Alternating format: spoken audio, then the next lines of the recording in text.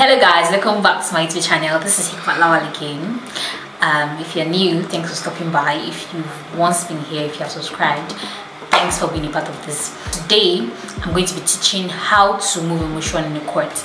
But if you want to know how to announce your parents, which is like a step before moving emotion, you can just refer to one of my initial videos. You will find all you need to know there. Now, without further ado, let's just get right into it. If you have to move emotion for the court, it goes thus. Now, you have your paper already with you, so it's not anything that is that serious. You're just like letting your paper guide you. So you go like this. My lord, the matter today is stated for mention, for hearing, whatever it is you are doing in court that particular day. But before we move ahead, my lord, we have a motion for this honorable court, and subject to the convenience of this court, we like to move saying, my lord, a motion paper is dated so brought pursuant to this order or this rule of the High Court of the particular state you are appearing in.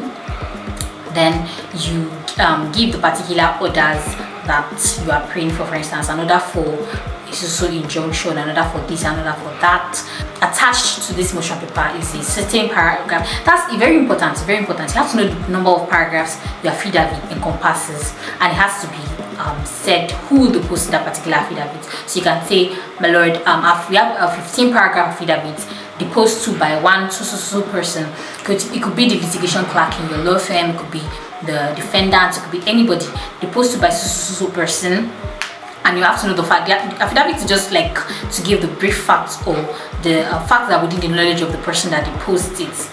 Yeah. Then you also tell the court that you have your written address also attached to this, and I pray the court on the whole to grant your orders as prayed. That's just it. So I hope you enjoyed the video. If you did, please give it a thumbs up, subscribe to the channel if you are new, turn on your post notifications, and that'll be all. Thanks for stopping by. Bye.